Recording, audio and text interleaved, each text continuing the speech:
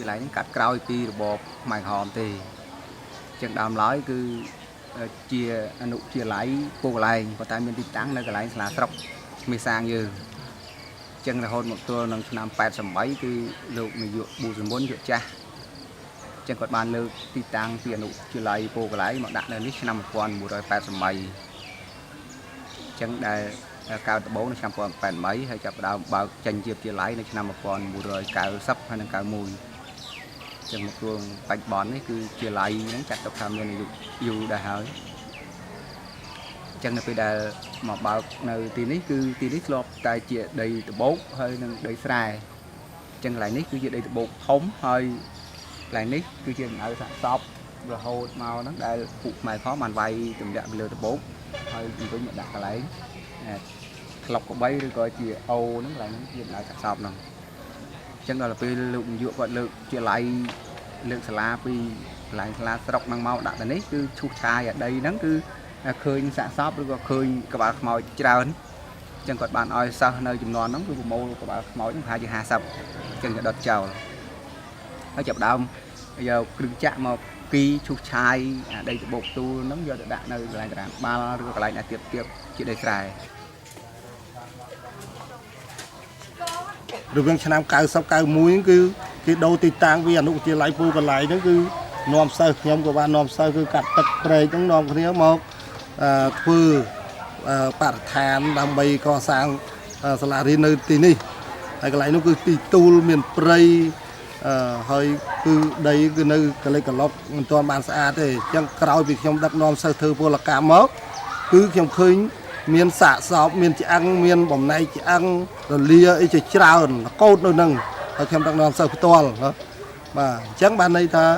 ខ្ញុំជឿជាក់ថាកន្លែងនេះគឺជាកន្លែងហេតុកម្មមួយគឺការសម្លាប់មនុស្សនៅក្នុងរបបកម្ពុជាប្រជាធិបតេយ្យពិតប្រាកដមែនសិស្សដឹងតាមរយៈអាចារ្យចាស់ធ្លាប់និយាយប្រាប់នាយកសាលាធ្លាប់និយាយប្រាប់ជាពិសេសគឺគ្រូវត្តជាហើយឆ្អឹងហ្នឹងពេលឃើញហ្នឹងកាលនោះមិនបានចាប់អារម្មណ៍ថាធ្វើអីទេគឺនៅពេញហ្នឹងក្រោយក៏គេមានបុលហ្នឹងគឺឲ្យរុញពីខាងត្បូងមកដើម្បីវារៀបដីយើងមកជើងហ្នឹងអញ្ចឹងដល់រុញមកគឺរុញទាំងឆ្អឹងទាំងរលាក្បាលអីមកហ្នឹងកោតមកហ្នឹងអញ្ចឹងនៅទីតាំងទៅនេះវាមានលុបខ្លះហើយមួយចំនួនហ្នឹងត្រូវទឹកចំនួនហ្នឹងលិចសាលាបរិវេណហ្នឹងគឺមានអណ្ដែតតាមទឹកប្រជាពលរដ្ឋដែលគាត់ដាក់មកអីជាស្ដែងនៅបរិវេណហ្នឹងគឺឃើញឆ្អឹងរលាអណ្ដែតក្នុងទឹកហ្នឹងបាទអញ្ចឹងនៅកប់សេះសល់ខ្លះហ្នឹងនៅទីនេះហ្នឹង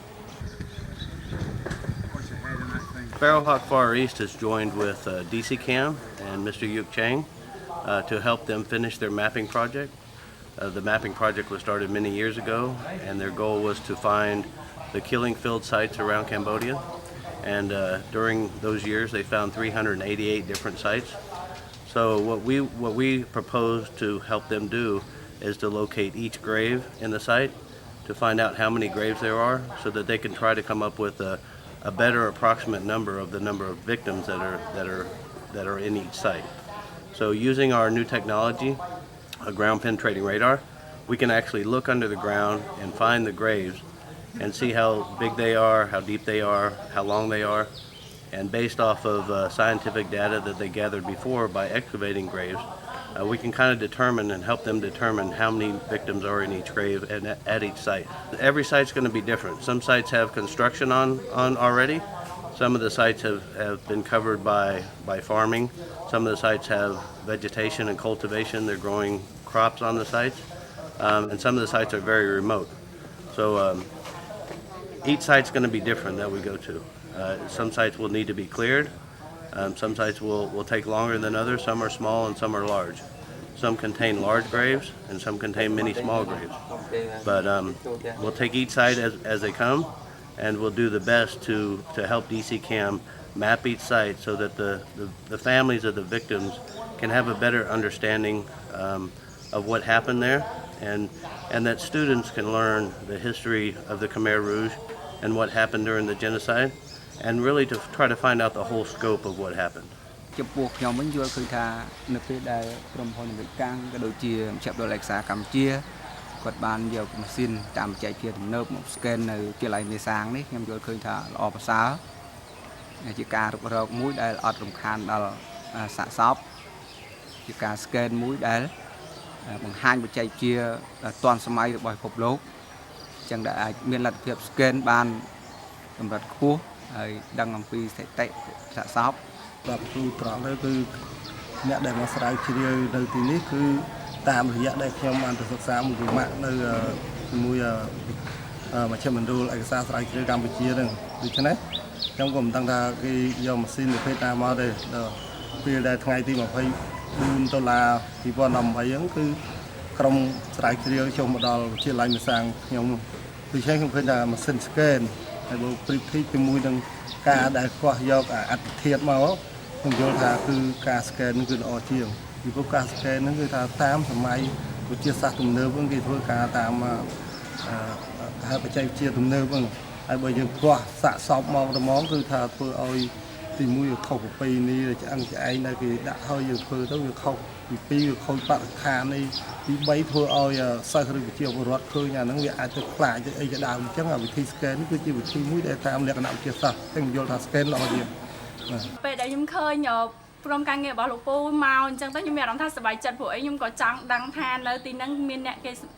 សម្លាប់ប្រជាជនអស់ប៉ុន្មានដែរអញ្ចឹងខ្ញុំសប្បាយចិត្តចាស់យាយតាពុកម្ដាយរបស់ខ្ញុំប្រាប់ខ្ញុំកាលខ្ញុំនៅចូលចឹងគាត់ថានៅខាងជើងវត្តខូចឬក៏សាលាវិទ្យាល័យមេសាំងមានរណ្ដៅសាកសពបន្សល់ទុកពីសម័យខ្មែរក្រហមព្រោះឲ្យធ្លាប់